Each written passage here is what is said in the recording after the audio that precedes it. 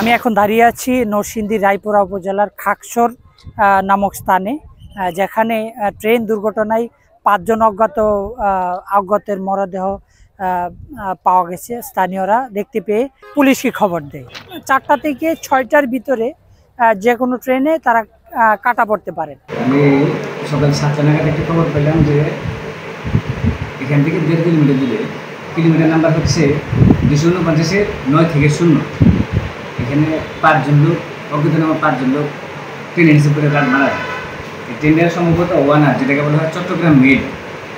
এই ট্রেনে করে 5 জন লোক মারা গেছে, কাউকে চেনা যাচ্ছে না।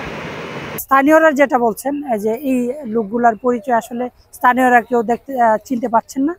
5 জন লোক পাইলাম মায়া, তো একটাও চিনি না। এটি পড়ছে একটাও চিনি না। আমরা এই এলাকার না, অন্য এলাকার হইতে পারে। আনের লোক তদন্ত করলে বুঝতে পারবো এটা আসলে ঘটনাটা কি। আমি জানতে পারি যে এখানে 5টি লাশ পাওয়া গেছে।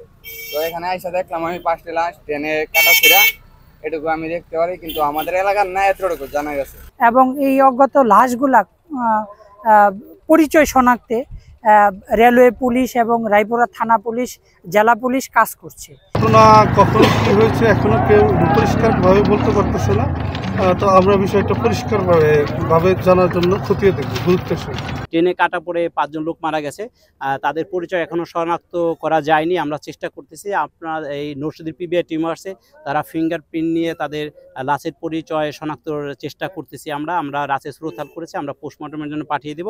আমরা সকল বিষয় মাথায় রেখে তদন্ত করতেছি। আমরা ধারণা করতেছি যে ট্রেনে কাটা পড়ে আসলে 5 জন লোক মারা গেছে, এবং কিভাবে মারা গেছে, ট্রেনের ছাদে থেকে পড়ে মারা গেছে নাকি লাইনে দাঁড়িয়ে ছিল নাকি 2 বগির মাঝখানে ফাঁকা জায়গায় বসেছিল, এই সবগুলা বিষয়ে মাথায় রেখে আমরা তদন্ত করতেছি। আমরা এলিমের সাথে কথা বলার চেষ্টা করতেছি, যারা গার্ড ছিল তাদের সাথে কথা বলার চেষ্টা করতেছি, এবং এই ট্রেনে যারা অন্যান্য যাত্রী ছিল তাদেরও সাথে কথা বলার চেষ্টা করতেছি। আপনাদের কাছে যদি কোনো তথ্য থেকে থাকে বা কোনো যাত্রী যদি সন্ধান পান, আমরা তাদের সাথেও কথা বলবো।